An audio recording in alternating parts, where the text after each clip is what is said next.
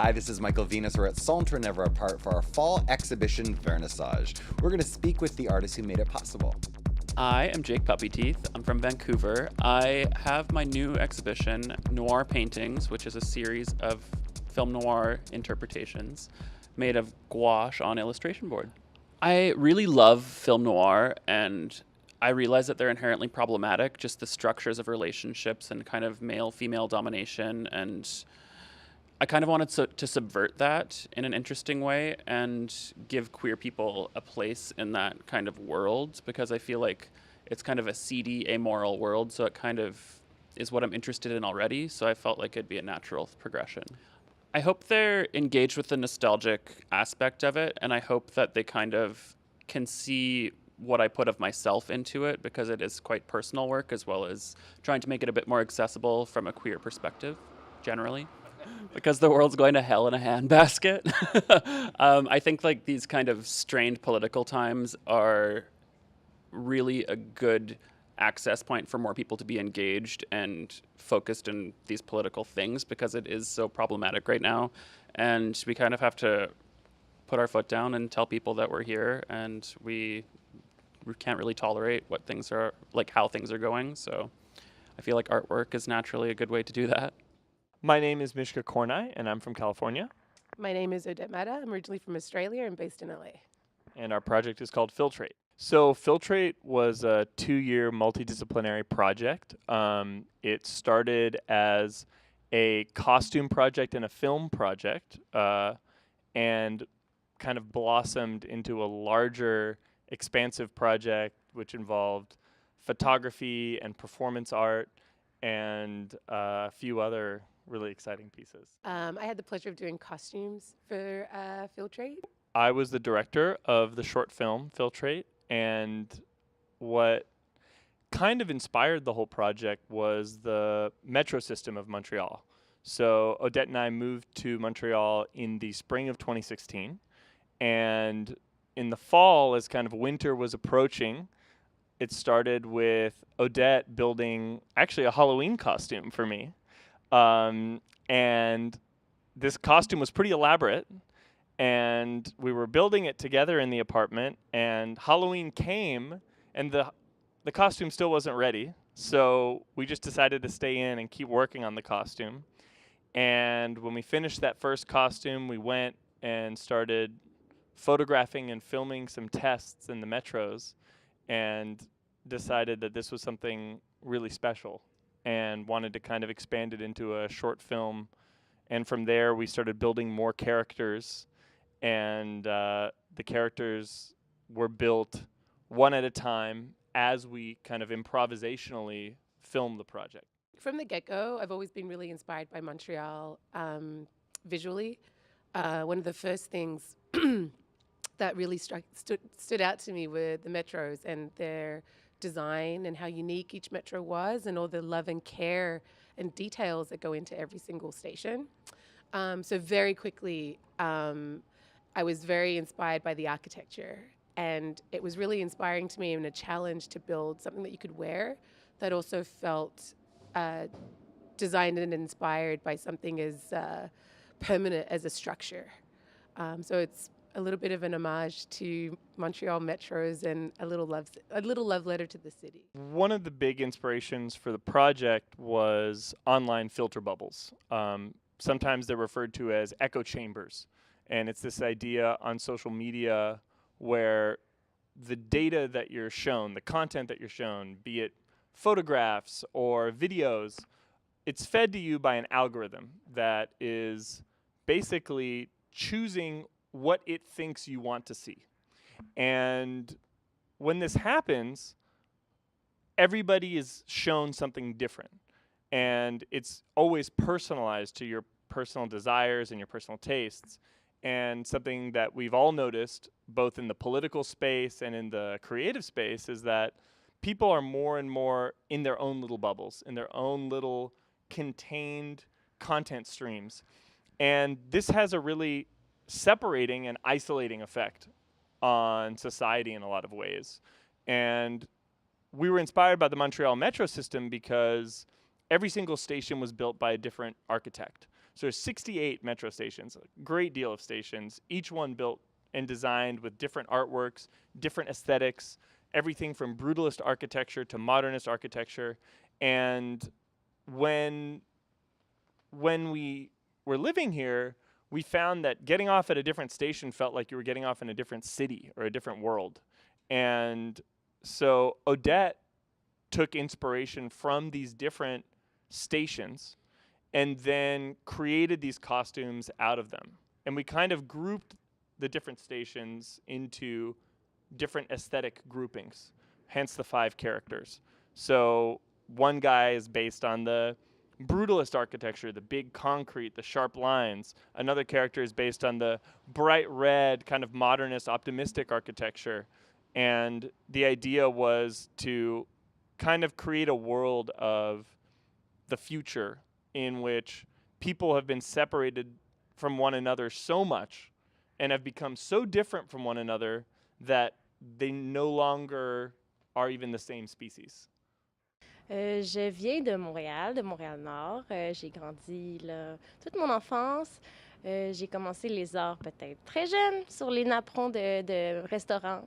Et voilà, j'essaie aujourd'hui de plier des sites Internet et de faire de la scanographie. Alors, j'ai commencé cette série il y a 2 ans. Il s'agit d'une série de post-photographie, je dirais. J'essaie de revenir à des façons désuètes de faire des photos, étant donné que présentement, la photo est très facile avec ce Instagram, ce téléphone. Donc, j'essaie d'utiliser des scanners pour procéder à des abstractions. Et je plie des sites Internet. Donc, je fais des projections d'images que je choisis, souvent de paysages qui sont sur le web ou de 4chan ou de Google. Et je les appose sur un papier que je plie et ensuite, je fais des retouches Photoshop. Voilà, ça, c'est un de mes projets exposés aujourd'hui. J'aimerais seulement que les gens n'aient pas peur de créer. J'ai l'impression que les gens ont une barrière à vouloir créer et pourtant, c'est parmi une centaine d'essais et d'erreurs qu'on peut trouver une petite perle, une idée créatrice. My name is Tian Vidang. I'm a co-founder, artistic director, general director of Math Montreal. It's the International Mapping Festival of Montreal. Mapping is the art to use projectors out of the frame and use it to transform our space around us. The theme of this year edition, we are in the 3rd edition of our festival, is parallel realities. And it's about one of the nature of video mapping is to show another reality or alter our reality. So the artwork that we're going to show at Never Apart in this fall exhibition is the proposition of different artists about how they altered or augmented the reality through projections. The intention of the exhibition is about playing with realities, and in playing with realities and proposing new ways is in a way is reflect on our own realities and to question how we perceive what is real and what is not and what we accept as real. Je m'appelle Baydam, je viens du Sénégal, de Dakar.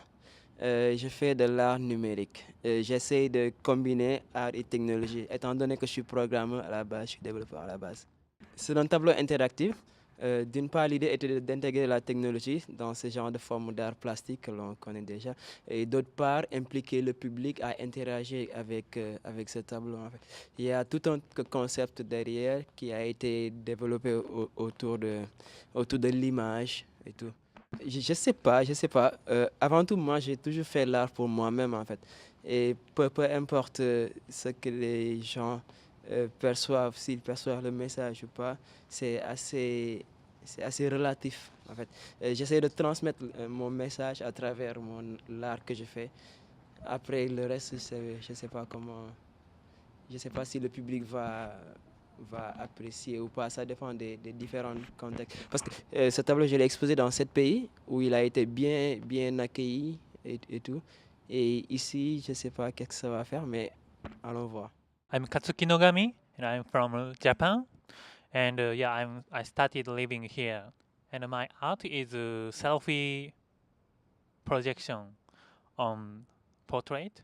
In my work, I'm showing my identity. It's about a selfie. Selfie on the social networks is going to distract disconnected from reality. Everybody put overexposure filter or like Instagram many filter. It's going far away from raw, real skin. I had a complex about my pores and acne. But that was complex and also identity at the same time. So that's why I'm scanning my skin every day to collect my identity, and I combine that my skin and portrait. It is all the way to show our ideal.